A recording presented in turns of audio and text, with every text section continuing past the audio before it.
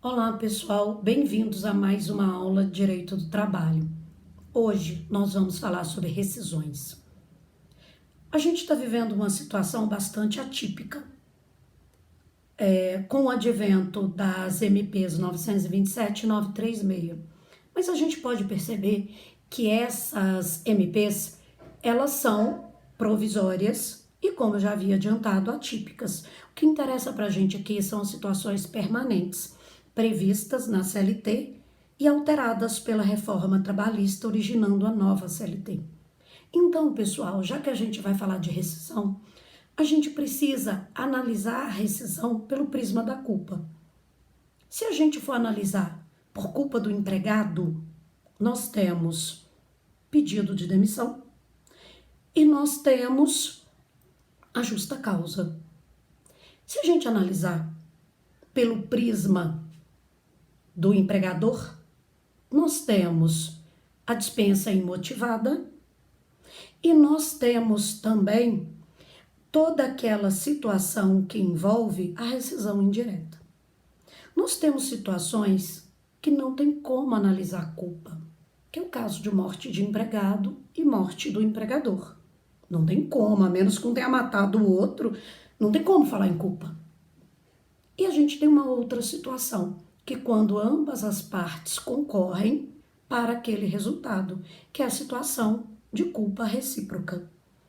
A situação de culpa recíproca, a gente tem o caput do 484, que vai falar literalmente de culpa recíproca, e a gente tem o acordo do 484A, quando as partes concordam em fazer um acordo para rescindir aquele contrato. E a gente vai perceber que todo o fundamento jurídico de rescisão, ele começa a partir do 469 e se estende até depois do 484.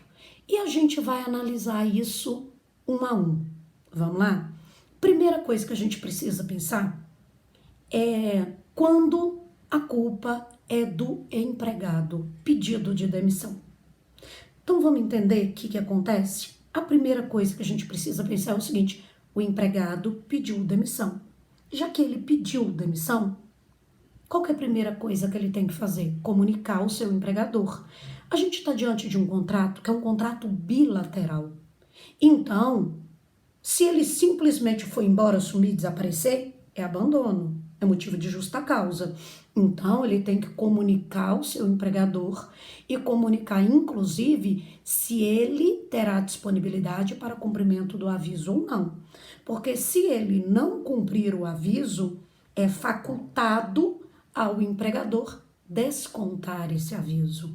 Então, por mais que tenha discussões aí na própria Justiça do Trabalho ou com o DP, que não concorda com esse desconto, a Justiça do Trabalho sempre acatou esse desconto, ok?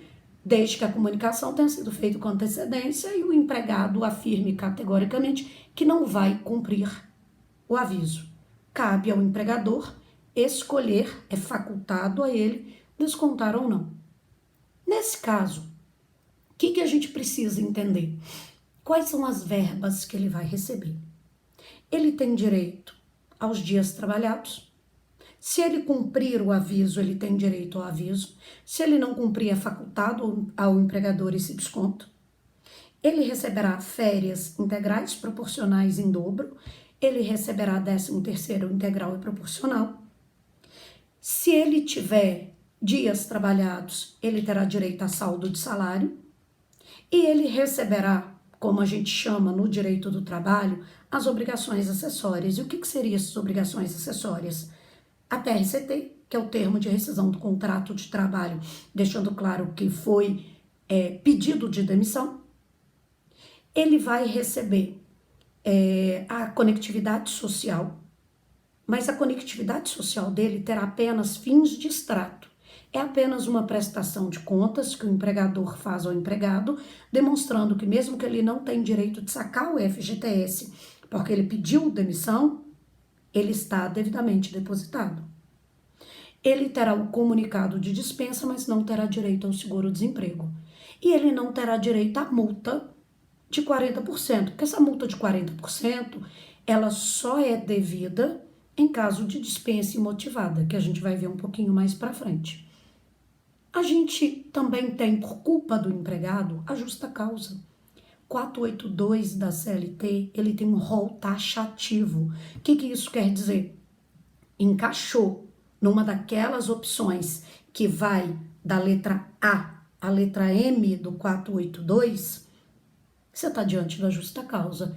Mas eu preciso de uma prova cabal. Eu não posso simplesmente chegar lá, tô de mau humor, vou dar uma justa causa. Você tem motivos cabais descritos no 482. Depois eu quero que vocês abram o artigo, tá até no material de vocês, para que vocês possam ler e entender cada um deles.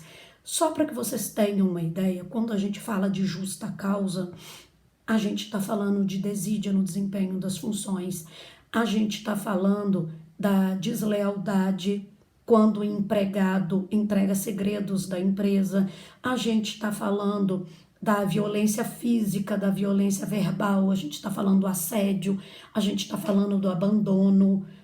Agora, tem uma situação que vocês vão ver que está lá, mas que o TST tirou, é a situação da embriaguez. Hoje, a lei entende que o ébrio habitual, que é aquela pessoa que bebe todos os dias, é um doente. Essa pessoa, ela precisa ser encaminhada ao INSS para tratamento. E aí, gente, a gente percebe que essa pessoa também terá rescisão. Só que a rescisão dela, a rescisão da justa causa, é somente em cima das verbas vencidas, aquilo que ela já adquiriu o direito. As verbas vincendas, que são as proporcionais, ele não terá direito. Então, por exemplo, suponhamos que ele tenha 15 dias trabalhados, ele terá saldo de salário de 15 dias, ele não terá aviso, até porque justa causa não tem aviso, moçada. Ele terá direito às férias integrais em dobro, 13º integrais, nada proporcional.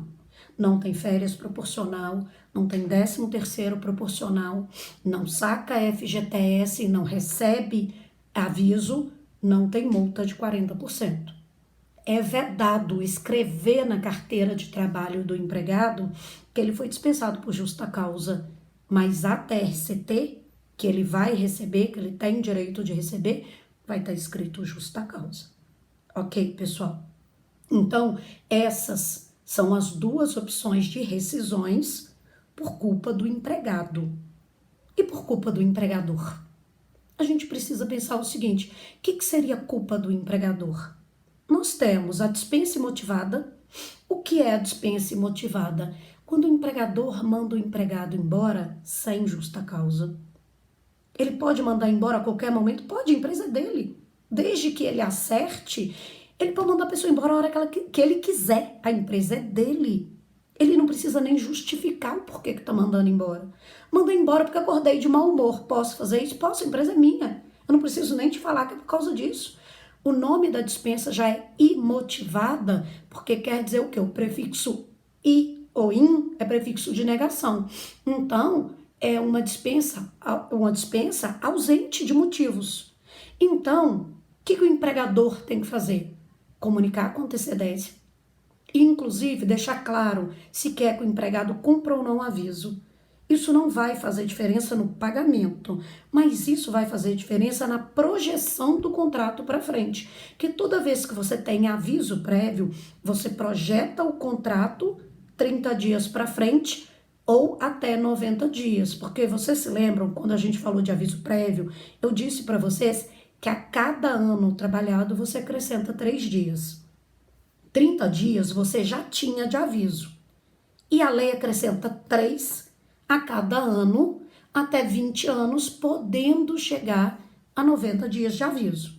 Ok, pessoal? E aí você projeta para frente esse contrato. Incidindo sobre férias, sobre 13º, sobre INSS, sobre FGTS. Ok, pessoal? Então a gente precisa pensar que quando a culpa é do empregador, o que o empregador vai ter que pagar? Quais são as verbas devidas? Ele vai ter que pagar saldo de salário, que são os dias trabalhados, se tiver. Ele vai ter que pagar o aviso, trabalhado ou indenizado. ele vai ter que pagar férias integrais proporcionais ou dobro, ele vai ter que pagar 13º integrais ou proporcionais, ele terá que liberar o termo de rescisão do contrato de trabalho, a TRCT, ele tem que liberar a conectividade social mais a multa de 40%, que é para saque do fundo de garantia, mais a multa pela dispensa imotivada. Ele vai ter direito a seguro-desemprego se ele cumprir os requisitos que a gente viu da lei do seguro-desemprego, ok? E ele terá direito também, tá, a sair mais cedo. Se a gente considerar uma proporcionalidade de 30 dias, para cada 30 dias trabalhados, ele pode sair 2 horas antes, num período de 30 dias. Ou ele poderá sair 23 dias antes, poderá trabalhar 23 dias e sair 7 dias antes, fazendo uma regra de 3 nessa proporcionalidade para poder chegar no aviso prévio proporcional. Entendido até aqui, pessoal? E aí, a gente vai perceber o seguinte: qual a outra situação que a gente tem, além da dispensa imotivada, que é culpa do empregador? A rescisão indireta. O que é a rescisão indireta? Dei uma lida no 483 da CLT, que ele vai falar que lá você tem os motivos ensejadores da rescisão indireta. A rescisão indireta é uma justa causa que o empregado dá no empregador. Mas aí, do mesmo jeito que a justa causa ela tem que ser cabal, a rescisão indireta também. A rescisão indireta, ela tem requisitos elementares para ser configurada. E aí, se o juiz entender que é motivo de rescisão indireta, ele vai mandar, como punição, o empregador pagar ao empregado como dispensa imotivada. Então, ele vai receber tudo. Vai receber aviso, vai receber FGTS, multa de FGTS, vai receber saldo de salário, férias integrais proporcionais ou dobro, 13º integral proporcional. Ok, pessoal? Próxima aula, nós vamos falar das situações que envolvem a culpa recíproca e as situações que envolvem morte de empregado e morte de empregador. Ok, pessoal? A gente se vê então na próxima aula. Um abraço para vocês.